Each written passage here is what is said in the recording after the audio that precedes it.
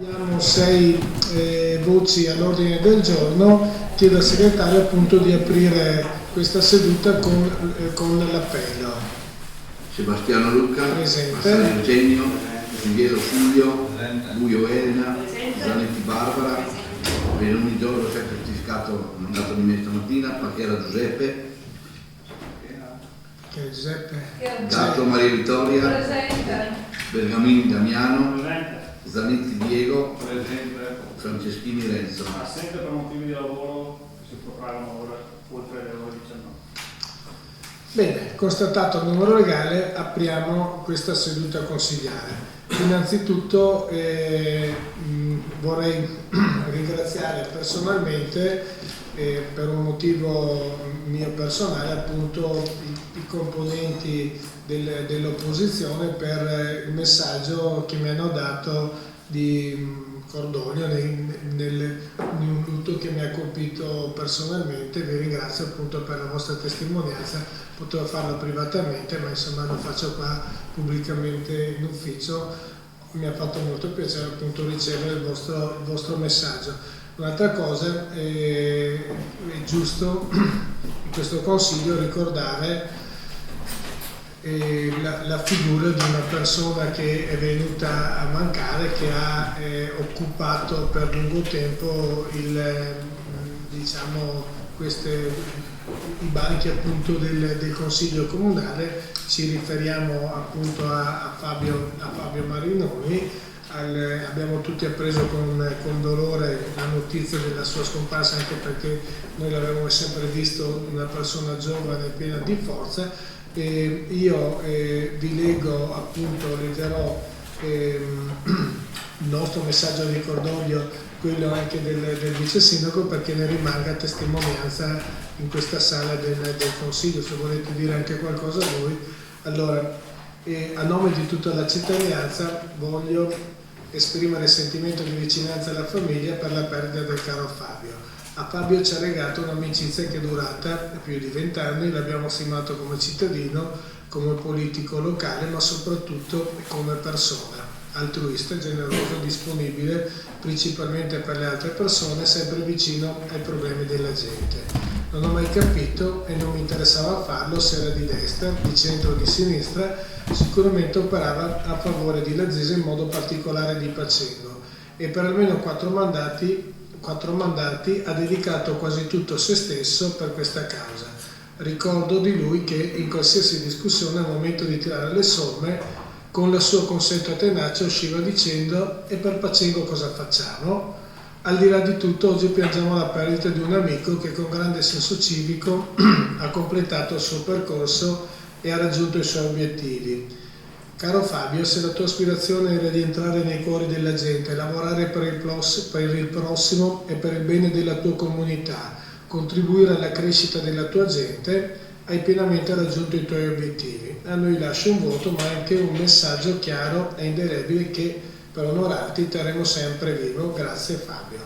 E chiedo al segretario appunto di verbalizzare.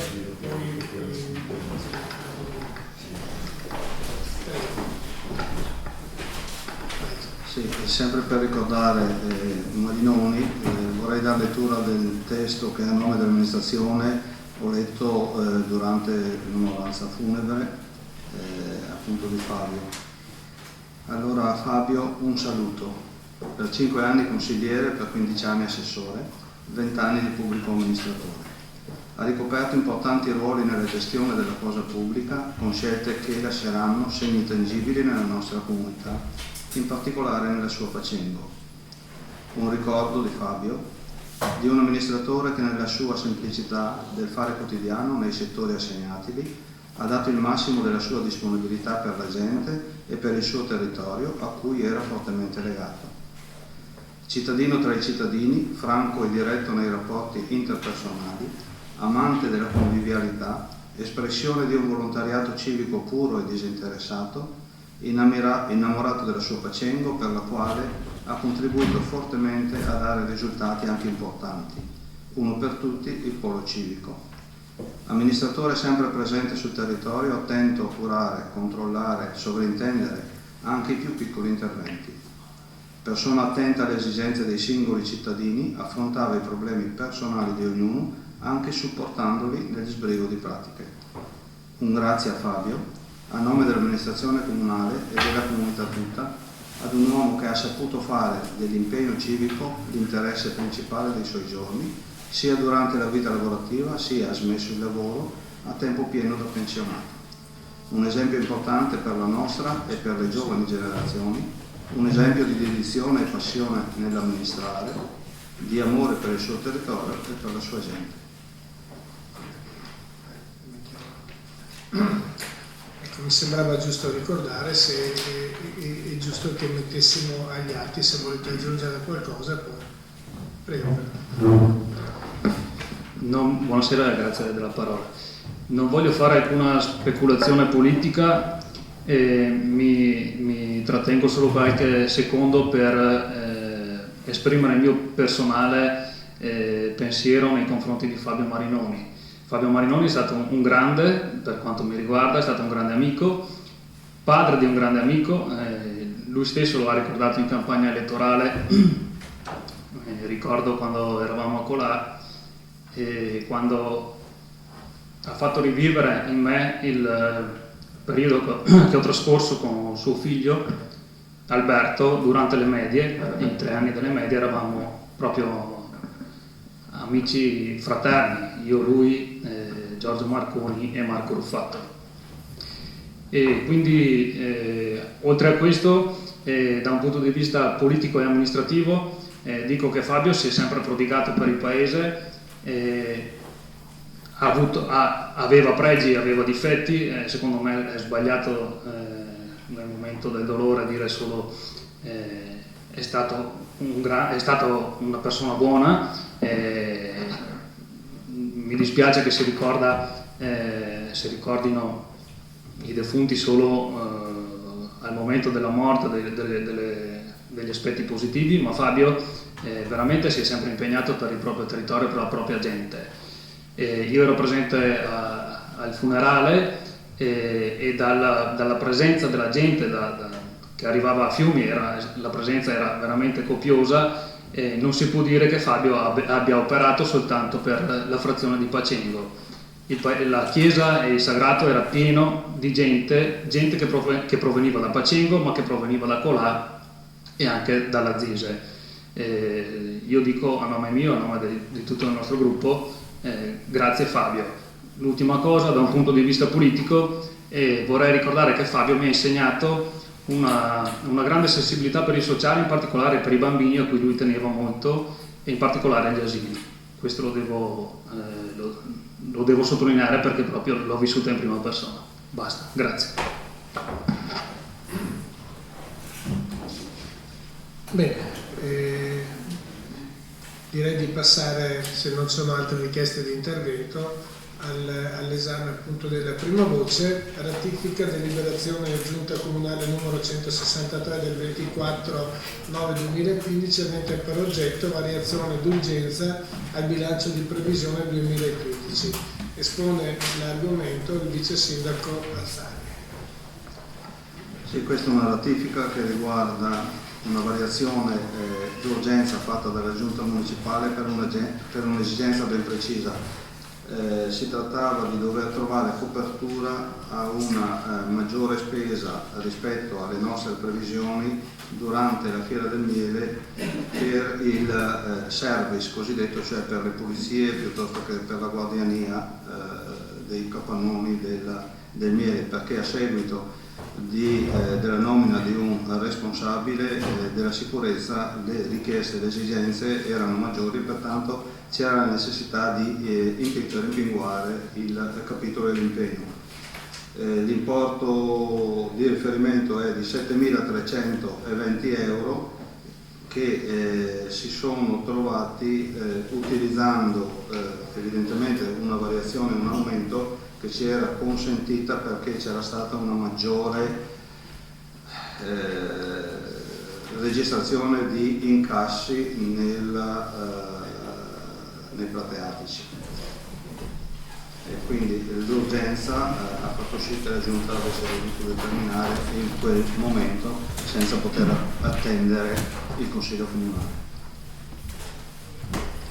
Se ci sono delle richieste di intervento, prego. Grazie ancora.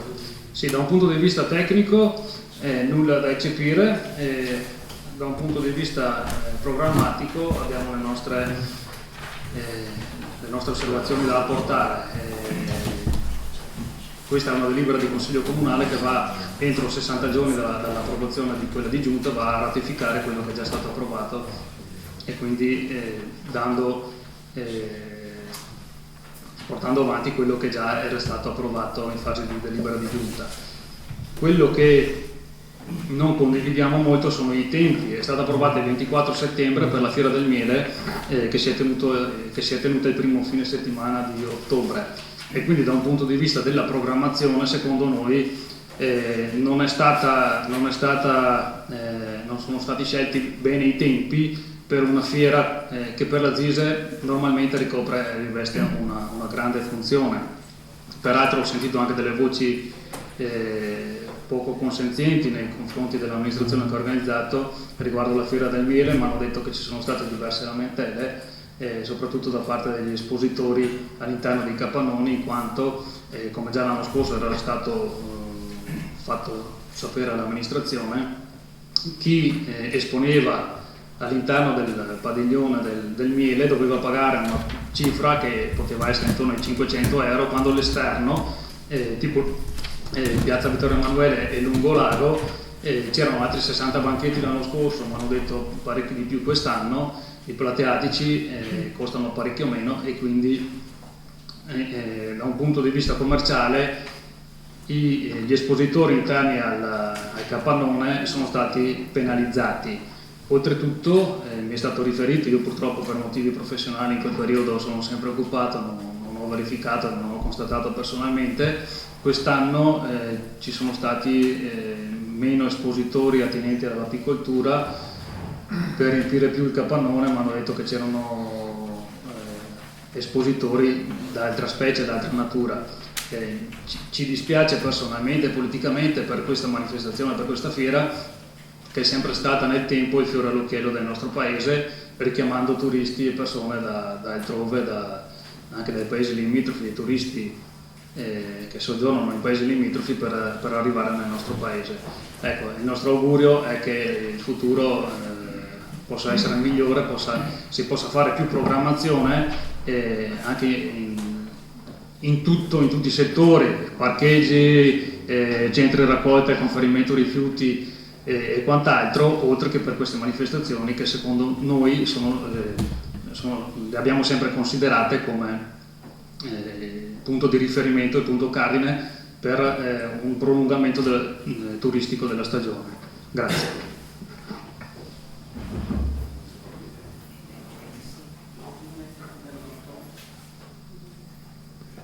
Allora, buonasera a tutti.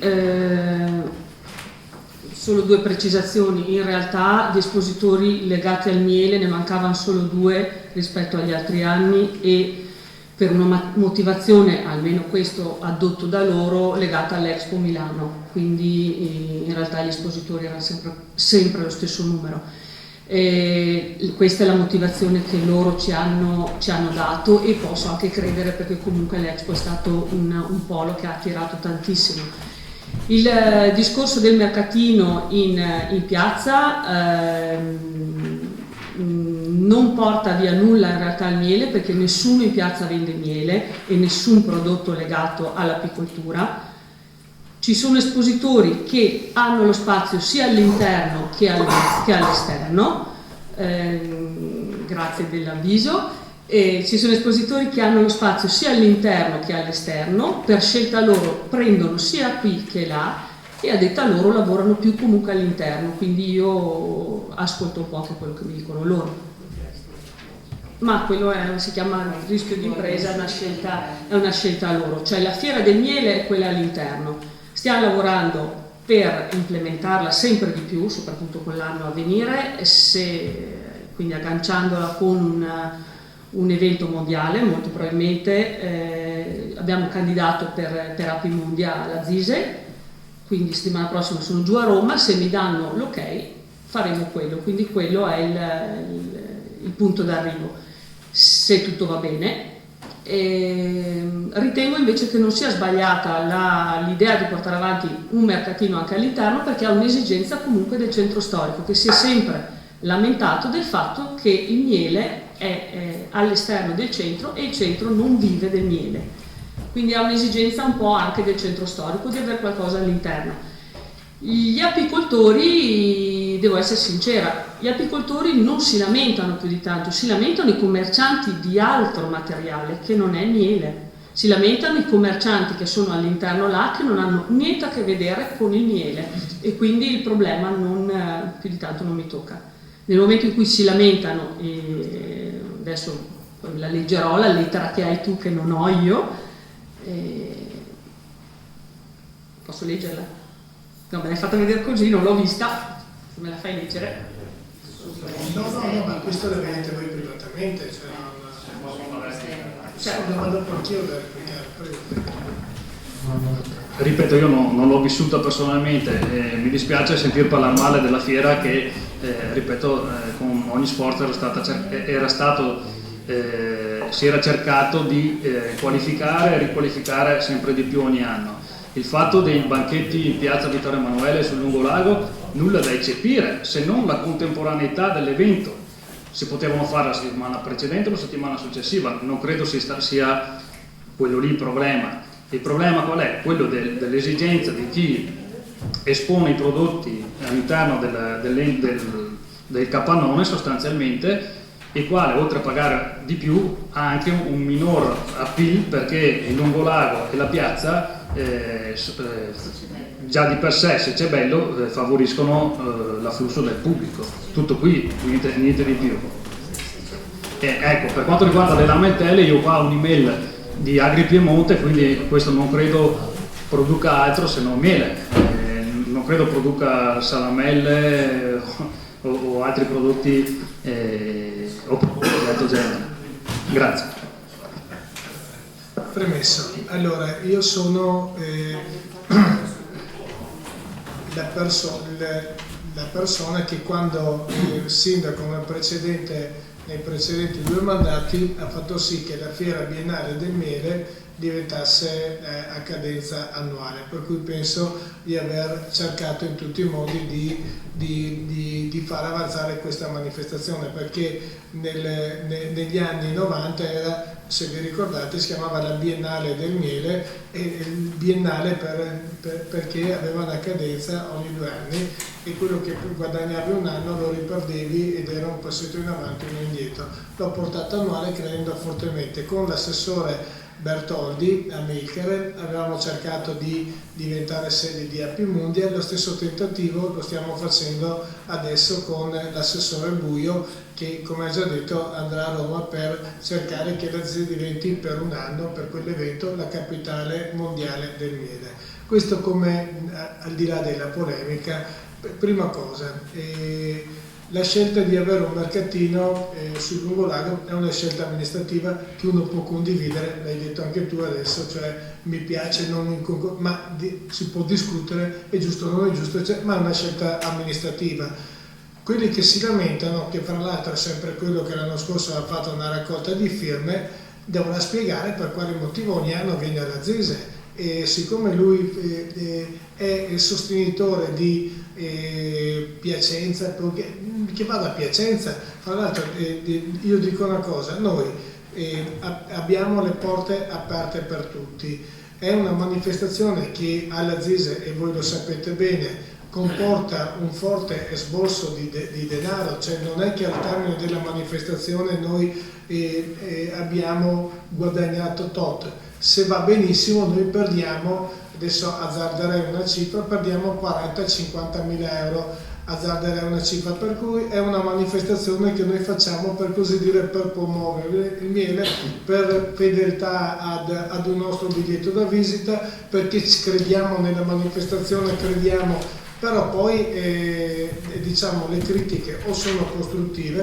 perché se poi volendo la critica che invece io adesso diciamo esco un po' dagli schemi, la critica che sento fare io di tenore completamente diverso perché fate la festa del miele negli stessi giorni in cui Bardolina fa la festa dell'uva? Non potreste mettervi d'accordo? No, questo la gente comune mi dice così, non potreste mettervi d'accordo di fare un fine settimana l'uno, fine settimana dopo? Quest'anno c'era anche, mi sembra, il Vinitali con la stessa Marmomac nella stessa cosa.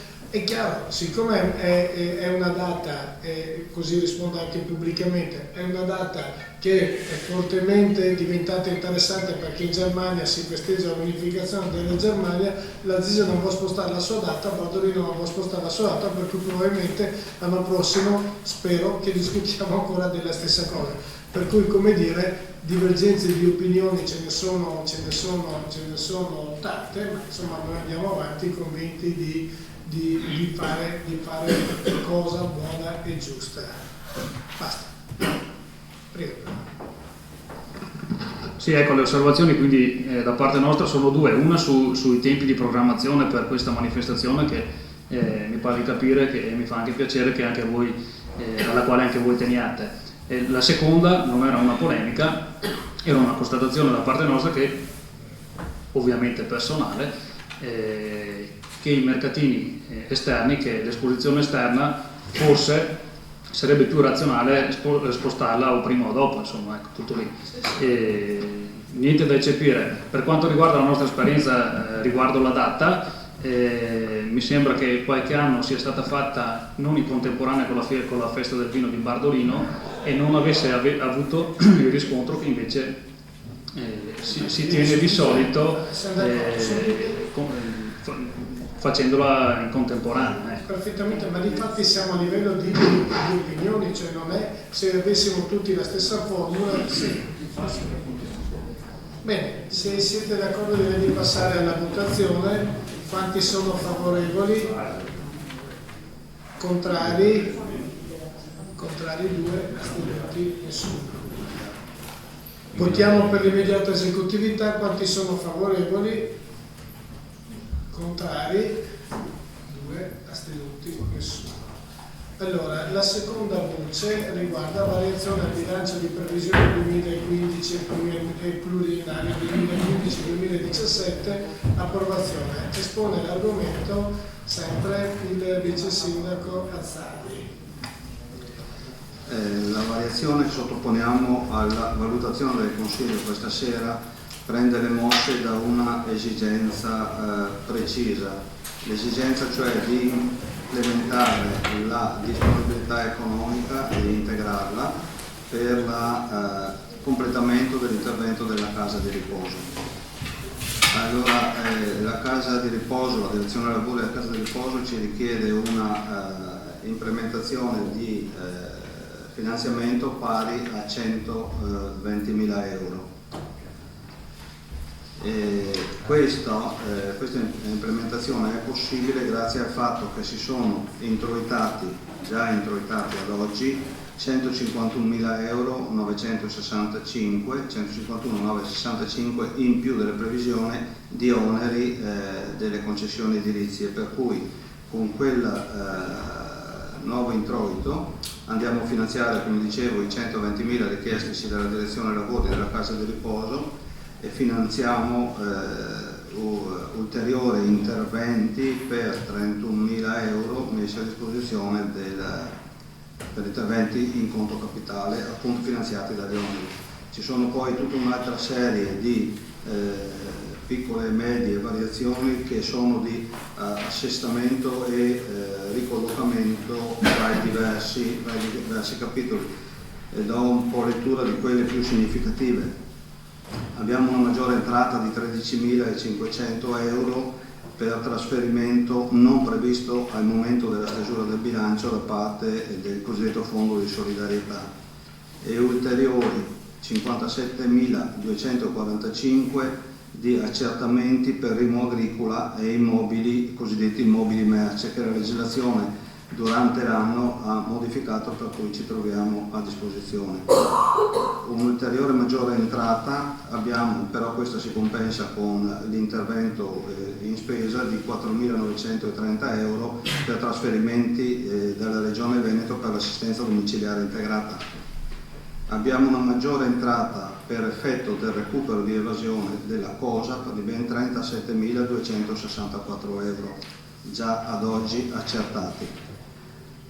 Altro importo significativo però è compensativo all'interno fra le entrate e le uscite, sono una serie di spese per il personale che passano da un capitolo all'altro e costituiscono un valore pari a circa 51.411 euro.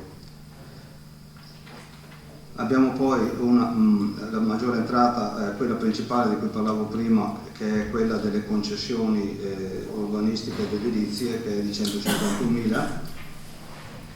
Abbiamo una maggiore spesa per l'IVA, per il nuovo sistema e meccanismo contabile entrato in vigore quest'anno, pari a 60.000 euro.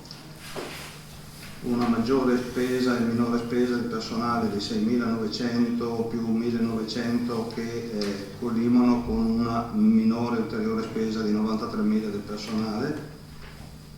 Abbiamo 3.700 euro di maggiore spesa per un progetto che stiamo implementando per la conservazione documentale di tipo telematico, che peraltro è prevista per legge.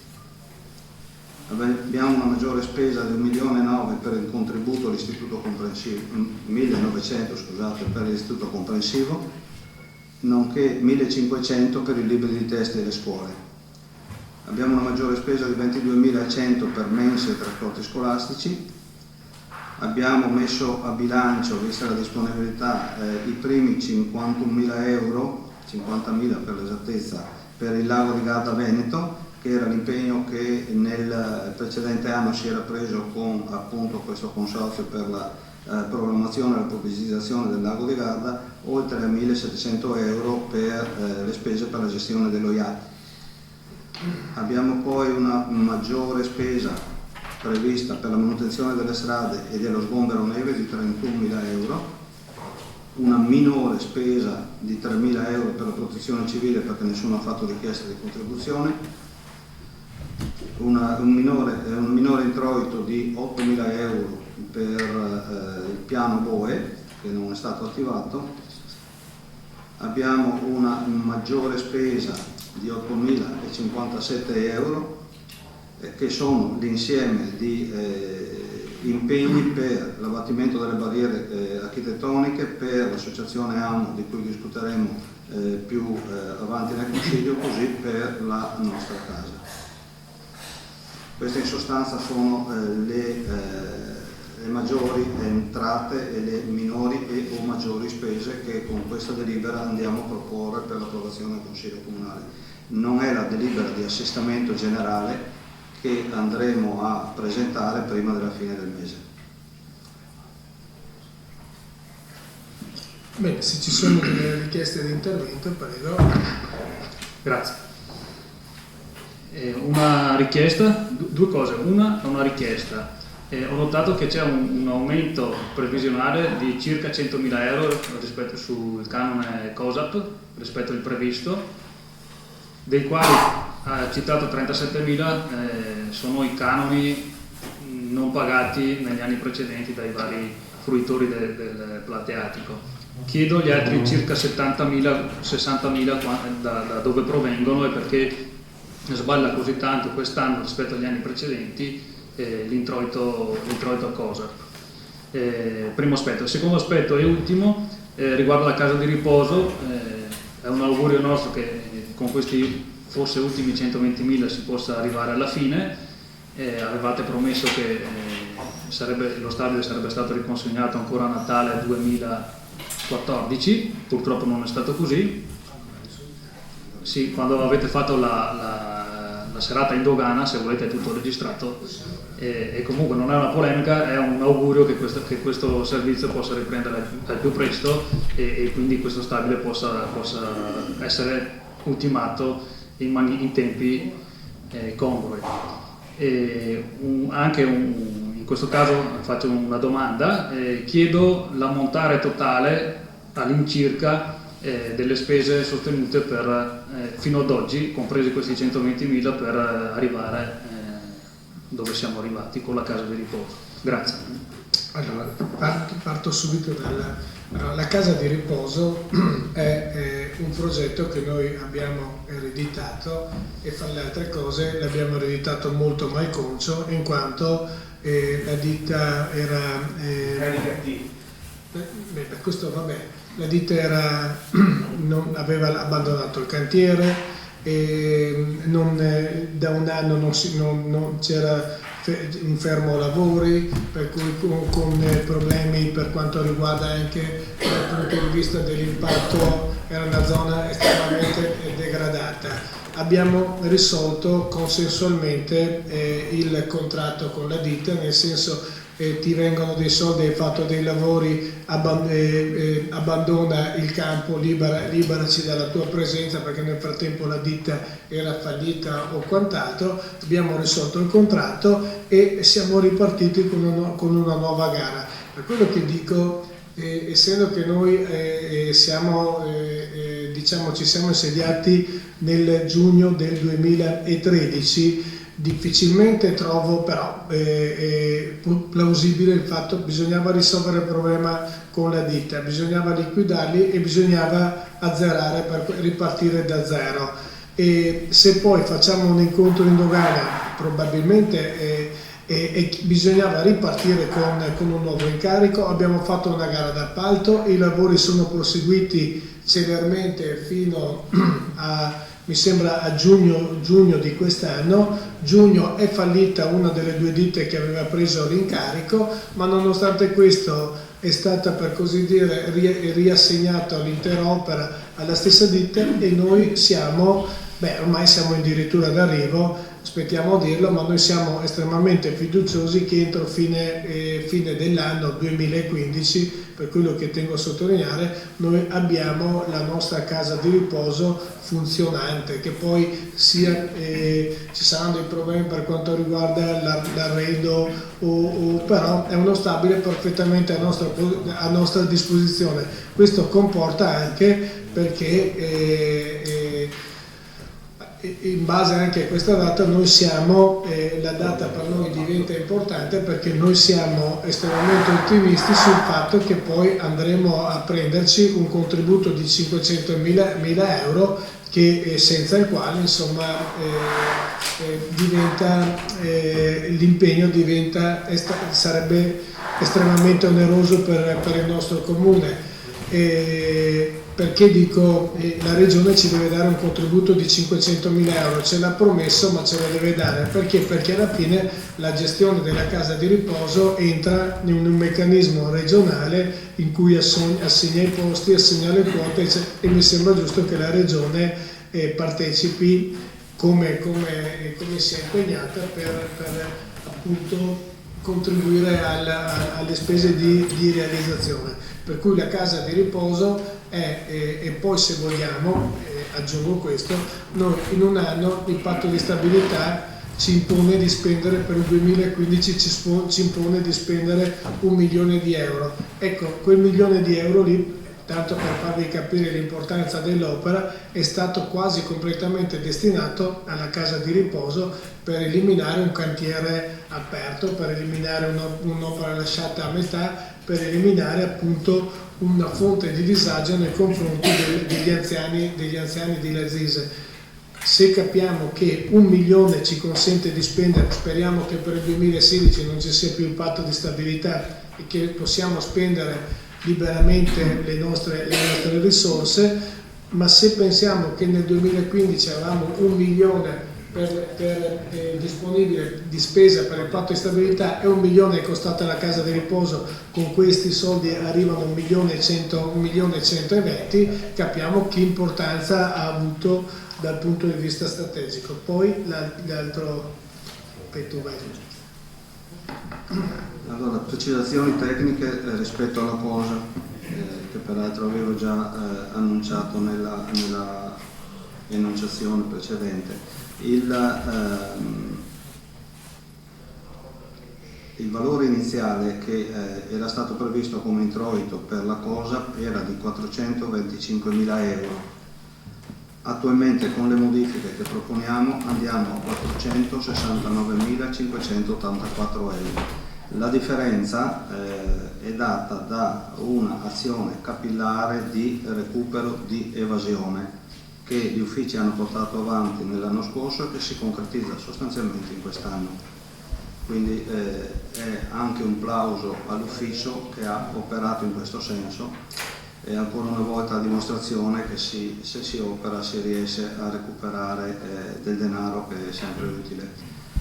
Per quanto riguarda la casa di riposo, l'impegno iniziale onnicomprensivo, cioè il quadro economico, era di 1.147.000, comprendente evidentemente spese generali, spese tecniche e così via. Con l'implementazione di oggi andiamo ad un totale di 1.319.050. Questi sono i dati complessivi, non sono i dati del rapporto contrattuale, perché siamo con il contratto fra vecchia ditta fallita, sommatoria di vecchia ditta fallita e attuale, siamo intorno al 1.000.000, quello di cui si parla sempre, però poi ci sono tutte le spese conseguenti e inerenti. Bene, se non ci sono altre, prego. Sì, un'ultima precisazione a scanso di equivoci. È inutile che continuiamo a ribalzare la palla, è colpa dell'amministrazione precedente. Okay? È chiaro che nel cambio di amministrazione... della ditta non è mia colpa dell'amministrazione. Appunto, volevo solo chiarire l'aspetto che ha espresso il sindaco precedentemente. È chiaro che nel cambio tra un'amministrazione e l'altra ci sono sempre delle fasi in cui progettualità e progettazioni, opere e quant'altro dell'amministrazione precedente si protraggono nella fase successiva dopo l'insediamento dell'amministrazione conseguente. Noto con sfavore purtroppo che anche a voi è successo più o meno quello che è accaduto durante l'amministrazione precedente, che una ditta è fallita o giù di lì, insomma. Poi magari potremo perderci su dettagli, però grosso modo per motivi legati alla normativa non si è potuto fare probabilmente altre scelte, e quindi con i bandi, credo di tipo europeo, il primo, quello che era stato fatto durante l'amministrazione precedente, vado a memoria, perché l'opera superava il 1 milione di euro di valore, ci siamo trovati purtroppo con una ditta che proveniva da distante e quindi ha creato questo problema. Questo scanso di equivoci non per giustificare l'uno, ma neanche per andare per giustificare gli altri. Grazie. Bene, dai. Diceva il vice sindaco che però noi la situazione l'abbiamo risolta celermente, cioè non abbiamo fermato i lavori tra una risoluzione e l'altra, invece abbiamo ereditato una situazione dove i lavori erano fermi da circa un anno, per cui poi è chiaro che la colpa, come ha detto lei, è comunque della ditta inadempiente e quant'altro, però questo purtroppo capita, non dovrebbe capitare mai, ma capiterà, speriamo poche volte, ma capiterà anche in futuro. Bene, se non ci sono altre richieste di intervento, direi di passare alla votazione. Quanti sono favorevoli? Contrari? 2, astenuti nessuno. Votiamo per l'immediata esecutività. Quanti sono favorevoli? Contrari? 2, astenuto nessuno. Passiamo al terzo argomento dell'ordine del giorno: estinzione mutuo associazione La Nostra Casa di Pescheria del Garda. Espone l'argomento il consigliere Gatto Maria Vittoria. Buonasera a tutti. Sì, questa delibera va ad estinguere un mutuo dedicato specificatamente alla nostra casa, che è una residenza, un alloggio che accoglie persone disabili o comunque situazioni di difficoltà che tutti noi ben conosciamo. Dobbiamo andare un po' indietro per ricordarci che questo mutuo è stato appunto fatto e pensato per sostenere dei lavori di adeguamento, di costruzione e ristrutturazione della nostra casa, e sotto sollecito dell'ULSS 8 comuni limitrofi, tra cui anche la Zise, hanno è stato previsto appunto questo mutuo, in cui tutti noi abbiamo compartecipato per 15 anni al pagamento per la realizzazione di questi nuovi alloggi. Allo scadere, e questo mutuo è stato iniziato, è stato depositato nel 96 per 15 anni, quindi regolarmente è stato pagato. Alla fine, alla scadenza, che risale già al 2011, con i tempi tecnici ovviamente necessari, è risultato che il mutuo ha un risparmio, adesso mi sfugge la parola, comunque sono rimasti in cassa circa 36.000 euro. Questi 36.000 euro sono ancora lì, sono rimasti lì e non potevano essere toccati, appunto perché erano dedicati a questa ristrutturazione. È arrivato giusto il tempo perché i comuni si siano messi insieme. Con questa delibera andiamo a svincolare, ad estinguere il mutuo. I soldi che sono all'interno ritornano nelle casse comunali di ogni singolo comune. La nostra proporzione, in base a quello che abbiamo messo, è di circa 5.063 euro, ritornano nelle casse comunali in un capitolo specifico dei servizi sociali. Poi con l'amministrazione si farà una valutazione di nuovo impegno, magari a favore ancora della nostra casa, visto che questo era l'intento iniziale. Bene, se ci sono delle richieste, prego. Grazie e buonasera. Questo argomento tecnicamente è chiarissimo perché c'è da andare a recepire l'estinzione del mutuo, una cosa che anche precedentemente avevo seguito perché è un iter che si andava diciamo già proposto anche gli anni precedenti. La cosa che mi ricordavo è che il risultato di questo avanzo mi sembrava che fosse per una diversa disposizione dei tassi di interesse, nel senso che i comuni versavano con un tasso fisso rispetto a un tasso variabile. Comunque c'era questo avanzo, mi sembrava che era un attimo in discussione, e comunque che la nostra casa, ed è quello che mi appello agganciandomi alla parte finale del suo intervento, sicuramente non li ha usati perché probabilmente dedicati all'intervento, però se sicuramente se ci saranno le possibilità tecniche di farlo, mi auspico che possano ritornare nelle casse dell'associazione, perché sicuramente la conosciamo sul territorio che tipo di lavoro svolge, anche utenti del nostro comune ne usufruiscono i benefici, e sicuramente è un sostegno come quello che vedremo nella delibera successiva a delle realtà del territorio che vanno a supportare, a tamponare tanti fadi che magari la sanità dovrebbe risolvere. Quindi ecco, auspico che si trovi la strada per poter, visto che l'impegno ormai era stato fatto e non è una cifra che penso sbilanci l'attività dell'amministrazione, vedere il modo di poter compartecipare ad altre parti con la nostra casa. No, volevo completare, allora forse sì, perché comunque ben scritto nella delibera, se si va a vedere, la deliberazione l'ULSS ha fatto una verifica, cioè questo mutuo era dedicato a questo progetto e non poteva essere speso in nessun altro modo. Si è dovuto attendere che l'ULSS facesse la verifica per vedere se tutto era pagato secondo i termini, e dopo questa verifica l'ULSS ha detto ok, tutto è stato pagato regolarmente, rimangono questi soldi, ma essendo dedicati esplicitamente a questo progetto non potevano essere utilizzati per un altro. Allora certamente raccogliamo, ed è quello che avevo già anche detto, è tutto intento dell'amministrazione, ovviamente verrà redatto un regolare progetto, ci sarà un accordo successivo, ma è assolutamente nostra intenzione che questi soldi l'amministrazione intende dedicarli ancora alla nostra casa, che peraltro sta nuovamente iniziando un nuovo progetto di ristrutturazione.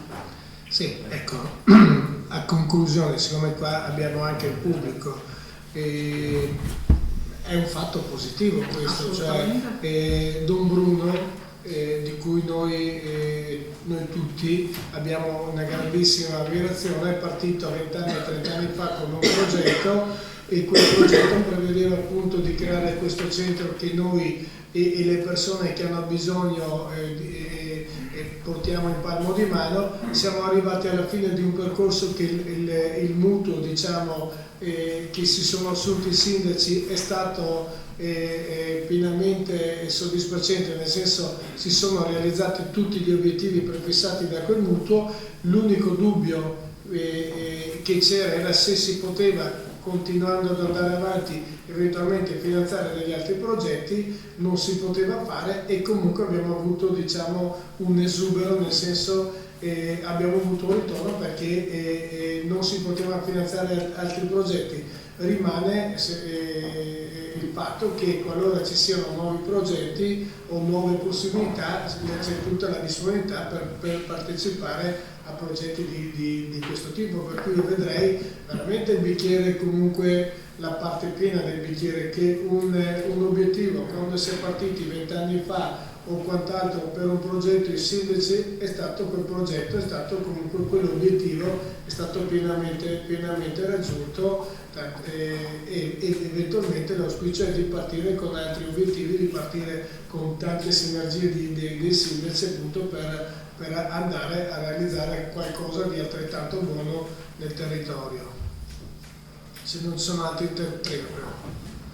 Sì, solo una dichiarazione di voto per lo sfondo sociale su cui si discute questa delibera, e anche perché alcuni nostri concittadini fruiscono dei servizi erogati da questa associazione. Il nostro voto sarà ovviamente favorevole. Se non ci sono altri interventi, passare alla votazione. Quanti sono favorevoli? L'unanimità. Contrari nessuno, astenuti nessuno. Il nome mediante esecutività. Allora, al quarto punto dell'ordine del giorno abbiamo convenzione tra il Comune di Lazzise e l'Associazione Amici del Bene Onlus, assistenza al malato oncologico AMO Valdogarro, per l'affidamento del servizio di assistenza domiciliare oncologica. Penso che la maggior parte di noi conosca appunto l'Associazione Amici dei Beni, che è un'associazione completamente formata da volontari che agiscono con una finalità molto nobile, che è quella di consentire al malato terminale oncologico di vivere gli ultimi diciamo momenti della vita e con meno dolore possibile, e possibilmente diciamo vicino all'affetto dei propri cari.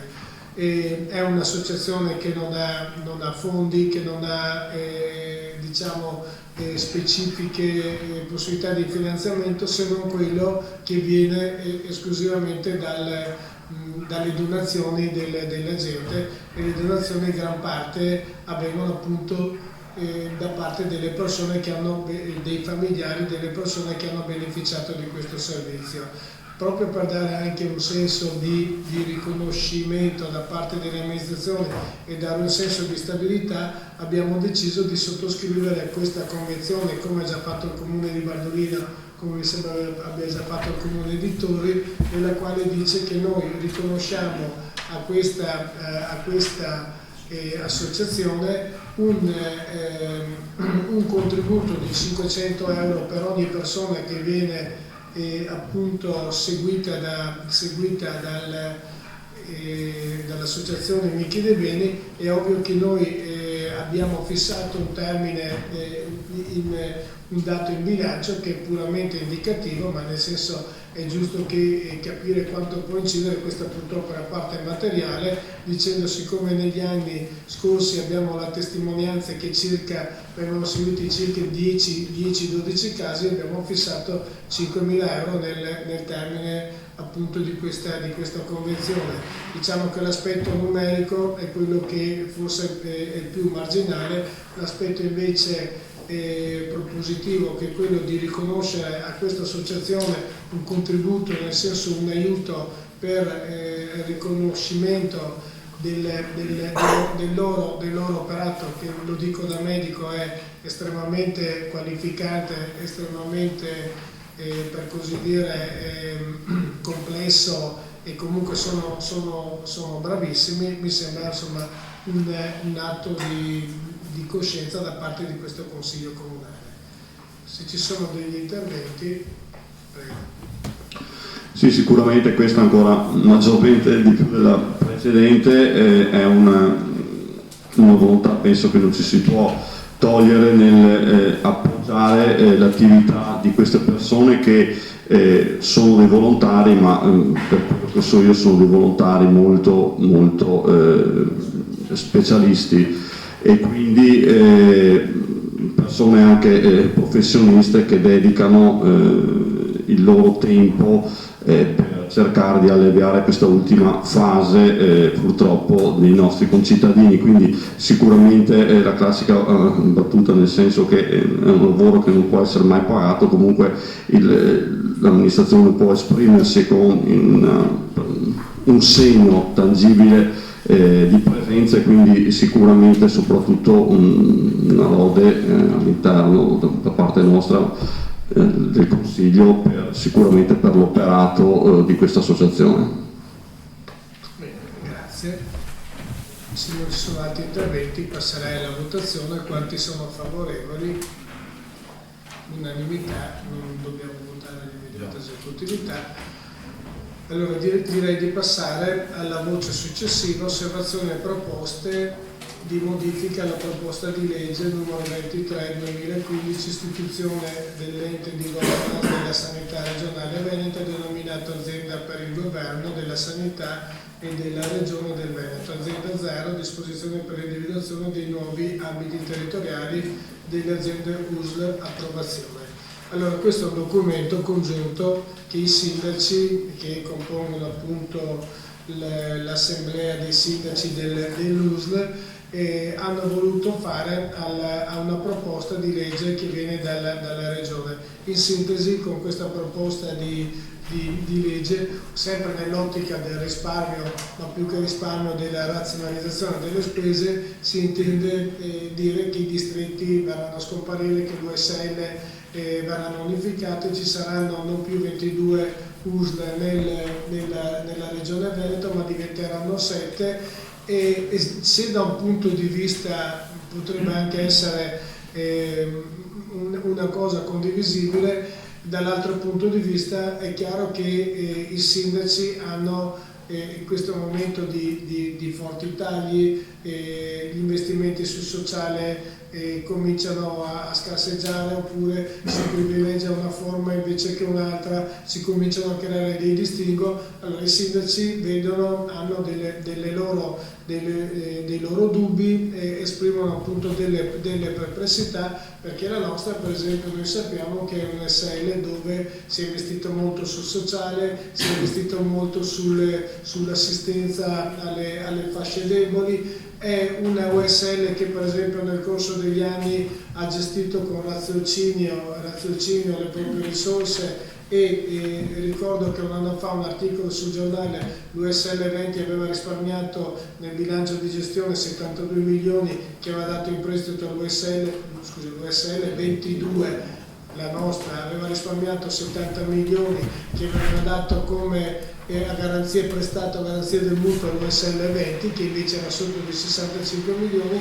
Allora tutte queste particolarità e peculiarità di un USL, anche se sono confinanti, la nostra risparmia, però gestisce bene, però è vicina ai bisogni della gente, è molto sensibile nei confronti del sociale e delle fasce deboli.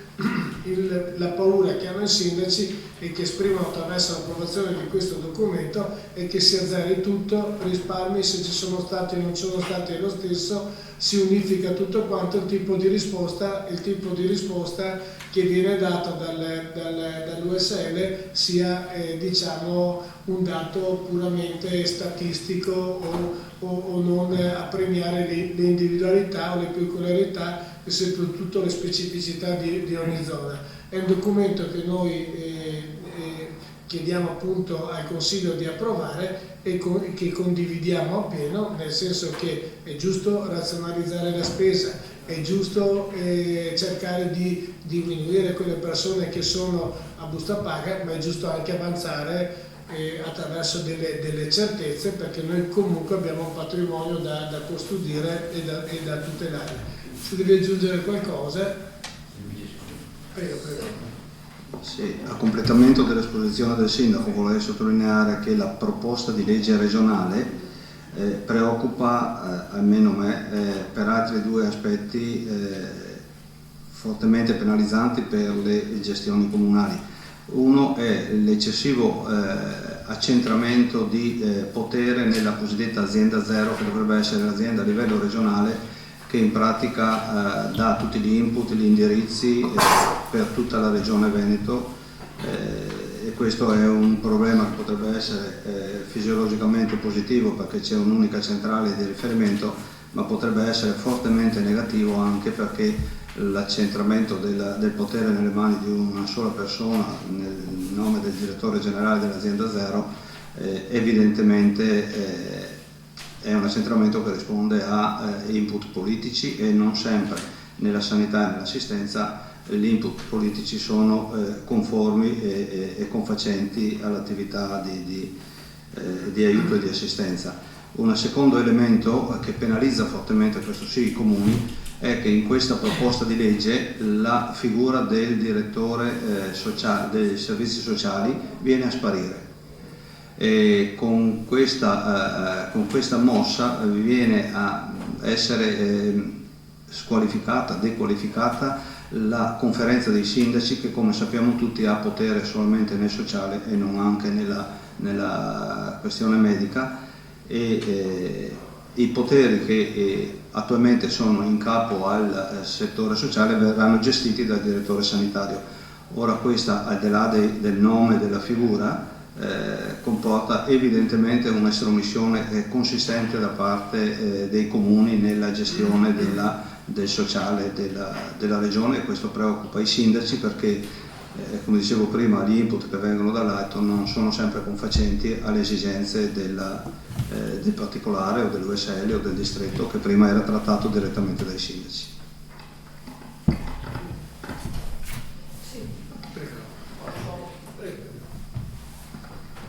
Sì, posso soltanto confermare quello che hanno già detto il sindaco e il vice sindaco. Certamente la cosa peggiore che potrebbe avvenire, diciamo, se questa azione programmatica verrà messa in atto, è proprio questo, togliere tanto spazio che si è ricavato negli anni, dagli anni 80 in poi, alla sfera sociale, penso alle ULSS, nel rapporto ULSS-comuni.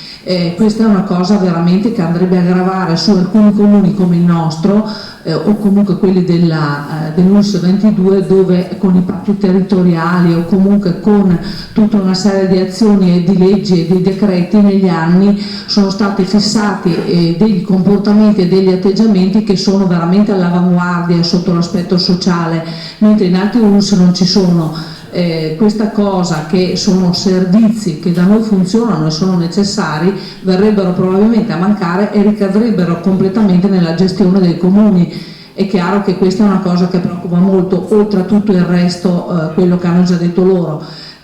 Concludo solo dicendo che questa azione è condivisa da tutti i comuni dell'ULSS 22 e tutti in questi giorni, molti l'hanno già fatto, noi siamo fra gli ultimi, dopo aver deliberato favorevolmente questa proposta, questa delibera verrà inviata alla 5ª commissione regionale proprio per portarla e cercare di trarne, diciamo, più positività di riscontro possibile. Ci sono degli interventi? Prego. Sì, sicuramente andiamo a recepire questo indirizzo della conferenza dei sindaci, che è da anni che c'è la battaglia della regione che sempre di più taglia i contributi. La regione dal lato suo probabilmente annuncia e si difende che a sua volta ha ricevuto o ha meno da distribuire, e quindi magari cerca di razionalizzare. Allora, se la razionalizzazione è dire, invece che avere 22 direttori generali che mi sembra che prendono un bello stipendio, ne abbiamo 7, quello magari potrebbe anche essere interessante. Se però il riflesso poi è anche quello che non può essere solo quello, che si sa, è anche nell'andare a tagliare delle figure che invece operano o dei sostegni a dei CEOD, perché poi alla fine quello che paga è sempre l'ultimo, quello che lavora direttamente sul territorio, quindi la compartecipazione ai CEOD, agli assistenti, agli operatori che si trovano magari decurtati nel costo orario, quello poi è il risultato finale.